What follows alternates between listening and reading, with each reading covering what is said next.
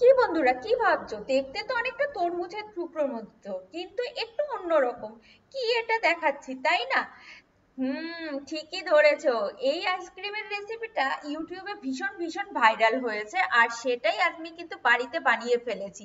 এই হাঁসফাঁস গরমে মাত্র দুটো উপকরণ দিয়ে এত সুন্দর আইসক্রিম বাড়িতে কি করে বানালাম, সেই রেসিপিটাই আজকে নিয়ে তোমাদের কাছে চলে এসেছি। Hello friends, welcome back to my channel Blooming Nest. আর আজকে আমি তৈরি করতে চলেছি ওয়াটারমেলন আইসক্রিম, আর বললামই তো মাত্র লাগছে দুখানা উপকরণ তাতে।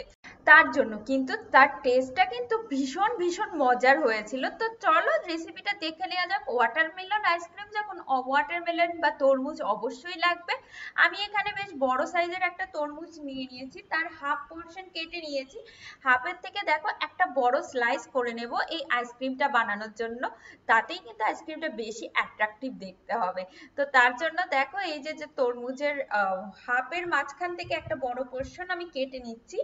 আর এখন আমি যে ছুরির মাথাটা আছে সেটা দিয়ে মাঝখানের যে ভেতরের শাঁস অংশটা ওয়াটারমেলন, সেটা কিন্তু আলাদা করে নিচ্ছি খুব সুন্দরভাবে। আর আলাদা করার সময় অবশ্যই মাথায় রাখতে হবে যাতে বাইরের অংশটা ইনট্যাক্ট থাকে, কোনো রকম কেটে না যায়।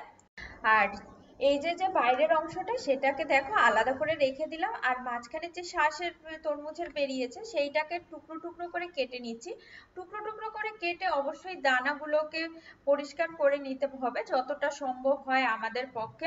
কারণ সব দানা হয়তো আমরা রিমুভ করতে পারবো না, অনেকটা ভিতরেও থেকে যায়, কিন্তু হ্যাঁ যতটা সম্ভব আমি দানাগুলো রিমুভও করে নিয়েছি। আর এখন দেখো আমি বাজার থেকে কিনে নিয়ে এসেছিলাম কিছু কয়েকটা আইসক্রিম স্টিক। আর বাইরের যে সবুজ অংশটা সেটাকে কিন্তু নিয়ে নিয়েছি।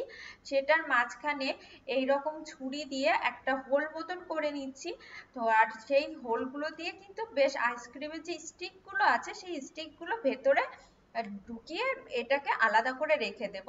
তো আমার কিন্তু আইসক্রিম বানানোর যে বেসটা সেটা কিন্তু অলরেডি তৈরি হয়ে গেছে, মানে যেটার মধ্যে আমি আইসক্রিমটা বানাবো বলতে চাইছি। আর এইদিকে নিয়ে নিয়েছি হচ্ছে আমাদের যে তরমুজ কেটে টুকরো টুকরো করে একটা মিক্সিং বোলের মধ্যে রেখে দিয়েছিলাম, মানে মিক্সির কন্টেনারে আমি রেখে দিয়েছিলাম, মিক্সিং বোল নয়, ভুল বললাম। আর তার মধ্যে হচ্ছে বলেছিলাম মাত্র দুটো উপকরণ দিয়ে বানাবো। আর একটা মেইন যে উপকরণ এই আইসক্রিমের সেটাও এখন এর মধ্যে দিয়ে দেবো, সেটা হচ্ছে কনডেন্সড মিল্ক। যে বাজারে যে কনডেন্সড মিল্ক পাওয়া যায়, যে কোনো কনডেন্সড মিল্কই তোমরা নিয়ে নিতে পারো। আর এখানে আমি দেখো বেশ হাফ মতন ছিল আমার এই কনডেন্স মিল্কটা, পুরোটাই এই তো ওয়াটারমেলনের সাথে মিক্সড করে দিয়েছি। ওয়াটারমেলন আর কনডেন্স মিল্কের যে মিশ্রণটা এটাকে আমি খুব সুন্দর করে ঘুরিয়ে নেব। আর ঘুরিয়ে নেওয়ার পরে অবশ্যই একবার মিষ্টিটা চেক করে নেব, কেননা আইসক্রিমে আমরা একটু বেশি মিষ্টি খেতে পছন্দ করি। এই অবস্থায় মিষ্টিটা আমার একটু কম মনে হয়েছিল, তখন অল্প পরিমাণ চিনি দিয়েছি, যেহেতু কনডেন্স মিল্ক দেওয়ার জন্য কিন্তু খুব বেশি চিনির দরকার নেই, আর তরমুজও মিষ্টি থাকে তোমরা জানো, যদি তোমাদের মনে হয় একটু চিনি দিয়ে দিতে পারো। তো সেটা দিয়ে কিন্তু আবার আমি খুব সুন্দর করে ব্লেন্ড করে ঘুরিয়ে নিয়েছি। আর এখানে না ঘোরাতে একটুখানি প্রবলেম হচ্ছিল, তখন আমি একটুখানি দুধ দিয়ে দিয়েছিলাম, ওই ধরো 1 হাতা বা 1.5 হাতা মতন। আর এরপরে কিন্তু আমি যখন ইউটিউবে ভিডিওটা দেখেছিলাম এই অবস্থায় কিন্তু ঢেলে তরমুজের খোলটার মধ্যে ওটাকে জমাতে দিয়েছিল, কিন্তু আমার কাছে সেটা একটা প্রবলেম মনে হচ্ছিল, কেননা থালার উপর যখন আমি তরমুজের খোলটা দিচ্ছিলাম তখন তো এই যে মিশ্রণটা তৈরি হয়েছে সেটা হয়তো এখান থেকে পুরো থালার মধ্যে ছড়িয়ে যাওয়ার সম্ভাবনা থাকে। তো আমি কি করলাম, এইরকম একটা থালা, উঁচু গাদালা থালা নিয়ে নিয়েছি, যেটা আমার ওই যে তরমুজের খোলটা কেটেছি সেই সাইজেরই কিন্তু। আর এইটার মধ্যে আমি কিন্তু আমার যে তরমুজের মিশ্রণটা আছে ওটাকে প্রথমে জমিয়ে নেব। কিন্তু একটা জিনিস মাথায় রাখতে হবে, পুরোটা কিন্তু জমানো যাবে না, তাহলে এটাকে আমি যে তরমুজের খোলটা আছে ওখানে আমি ট্রান্সফার করতে পারবো না। তাই এটাকে আমি ততক্ষণ অব্দি জমাবো যাতে হাফ হাফ বরফ হয়ে যায়, আর ওটাকে আমি ট্রান্সফারও করতে পারি ওই খোলের মধ্যে, কিন্তু ওই যে মিশ্রণটা ওটা যাতে বেরিয়েও না যায়। বেশ 3-4 ঘন্টা ওয়েট করার পরেই কিন্তু সেই অবস্থায় চলে এসেছে, পুরো বরফ কিন্তু হয়নি। তো এটাকে আবার কি করলাম, ছুরি দিয়ে একটুখানি ভেঙে ভেঙে নিয়ে বরফগুলোকে এবার আমি হচ্ছে মূল যে আমার তরমুজের খোলটা যেটার মধ্যে আমি আইসক্রিম স্টিক কেটে রেখেছিলাম সেইটা নিয়ে নেব। তো এবার যে তরমুজের খোলটা আছে তার মধ্যে এই হাফ বরফের যে মিশ্রণটা আছে এটাকে ঢেলে দেবো, আর ওপর থেকে দিয়ে দেবো কয়েকটা চকো চিপস। ব্যাস আমাদের ওয়াটারমেলন আইসক্রিম প্রায় রেডি। এটাকে এখন একদিনের জন্য সেট করার জন্য ফ্রিজে রেখে দেবো। একদিন পরে যখন বের করেছি তার অবস্থাটা দেখো এই রকম।